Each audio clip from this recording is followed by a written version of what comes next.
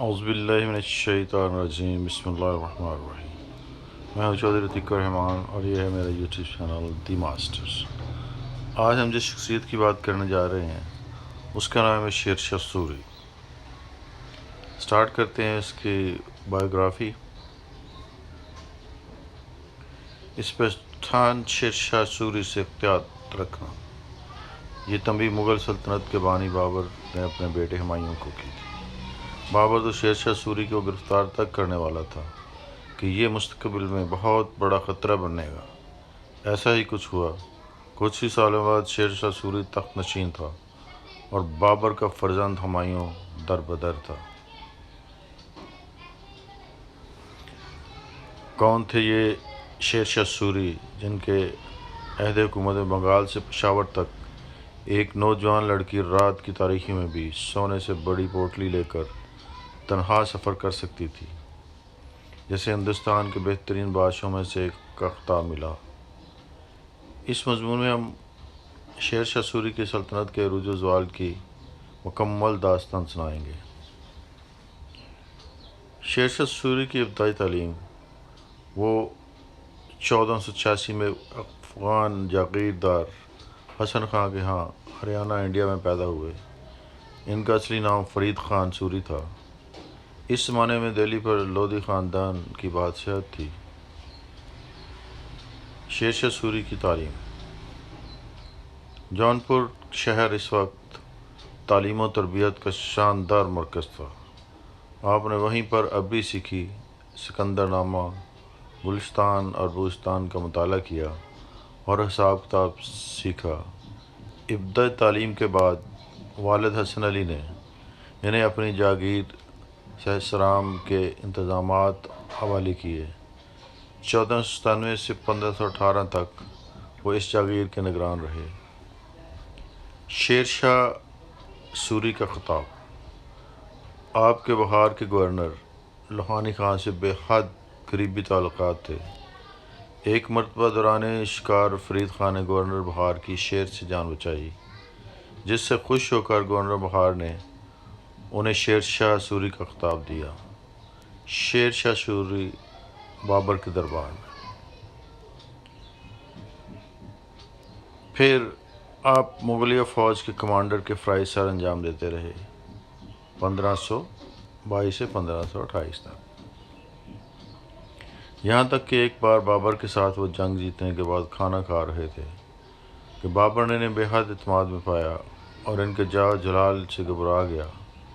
بابر نے شیر شاہ سوری کو گرفتار کرنے کا حکم دیا، مگر چند وزیروں کی مداخلت سے یہ حکم ٹل گیا اور شیر شاہ سوری آگرہ سے فرار ہو کر بہار پہنچے۔ شیر شاہ سوری کا بہار پر تسلط۔ گورنر بہار لوہانی خان انتقال کر چکا تھا اور اب اس کا کم سن بیٹا جلال خان اپنی ماں کے زیر سایہ تخت نشین تھا۔ جلال خان کی ماں نے شیر شاہ سوری کو بہار آمد پر خوش آمدید کہا اور اسے اپنے بیٹے کا اتالیق مقرر کیا، کیونکہ اسے شیر شاہ جیسے دانا اور بھروسہ مند شخص کی ضرورت تھی۔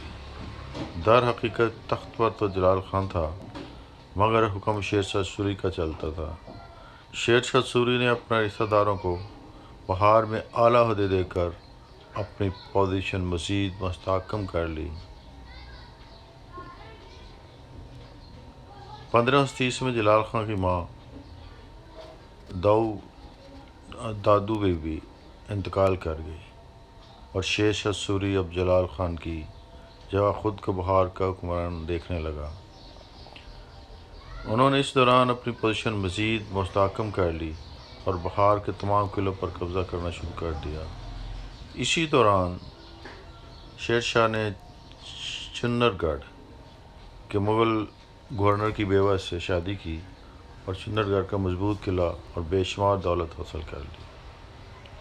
1537 میں جب ہمایوں شیر شاہ کی سرگوبی کے لیے بہار کی طرف بڑھا تو انہوں نے بنگال پر حملہ کر دیا اور بنگال کے دارالحکومت کو گوڑ پر اپنا تسلط قائم کر لیا۔ شیر شاہ سوری کا شہنشاہ ہند بننا۔ ہمایوں نے شیر شاہ سوری کے خلاف کئی جنگی کارروائیاں کی مگر وہ ہر بار ناکام رہا۔ 1537 میں بنگال کی مہم، جنگ چوسا، جنگ کنوج وغیرہ، ہر جگہ میں شیر شاہ سوری اپنی بہتر حکمت عملی کی وجہ سے فتح یاب رہا۔ شیر شاہ سوری 17 مئی 1540 کو ہمایوں کو دہلی چھوڑنے کے بعد شہنشاہ ہندوستان بن گیا۔ شیر شاہ کی اصلاحات 1540 سے 1545 تک۔ آپ کا اقتدار محض 5 برس تھا، مگر انہوں نے ہندوستان کی تاریخ پر انمٹ نقوش چھوڑے ہیں جو شاید اگلے 500 برس بھی نہ مٹائے جا سکیں۔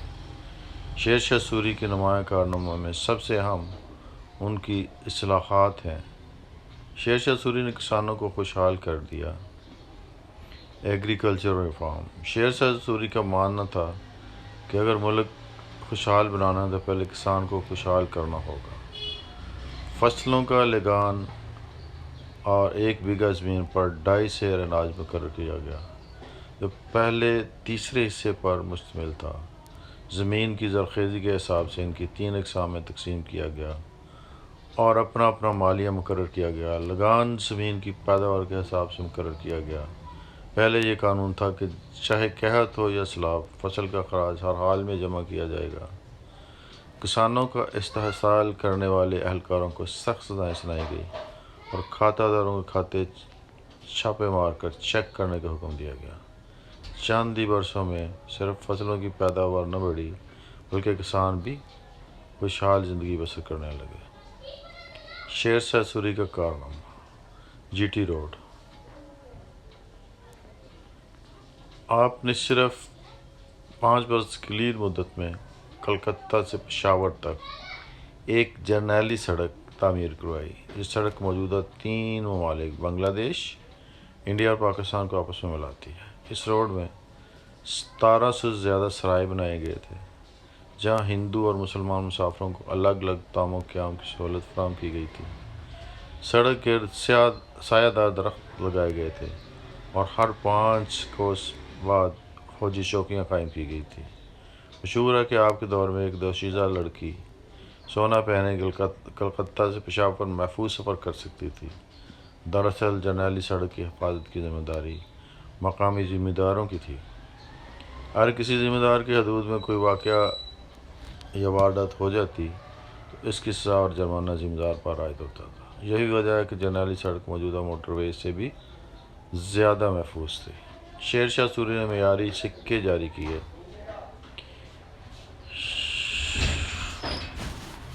شیر شاہ نے سکوں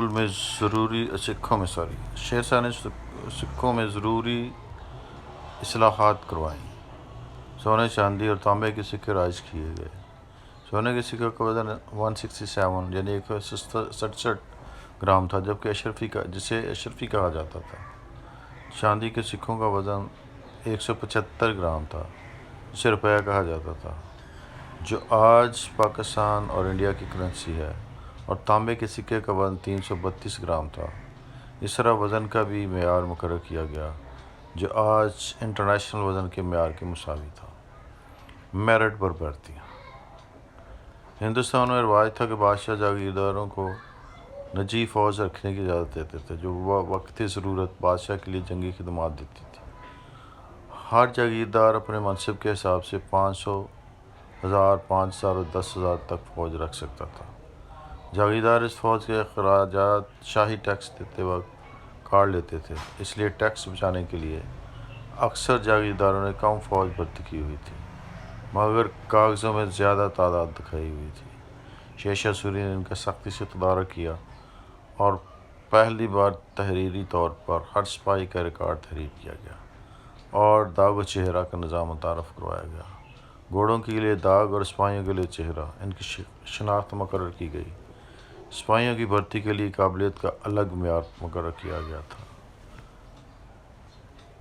انتظامیہ کے نئے عہدے متعارف کروائے گئے۔ انتظامیہ میں کلرک، چہرہ داروں، سب خانہ دار، تفنگ دار، کوتوال، دار جیسے عہدے قائم کیے گئے، جس سے امن و امان کا مسئلہ حل ہوا اور مرکزی حکومت مضبوط ہوئی۔ دیوان قضا ایک ایسے ادارے کا قیام عمل میں لایا گیا جہاں عوام کے مسائل حل کیے جاتے تھے اور ان کو قانونی مشاورت بھی فراہم کی جاتی تھی۔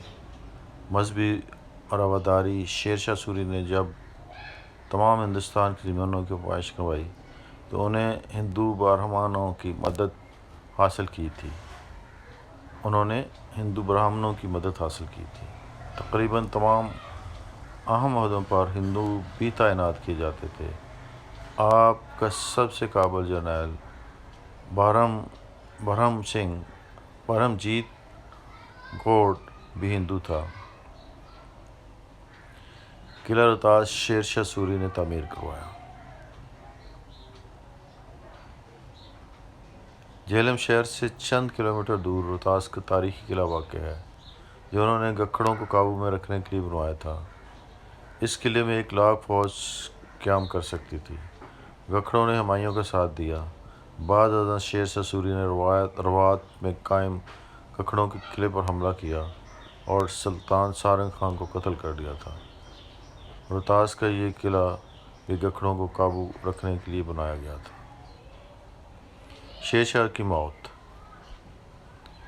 شیر شاہ سوری کی موت 22 مئی 1545 کو قلنجر کے محاصرہ کے دوران بارود پھٹنے سے ہوئی۔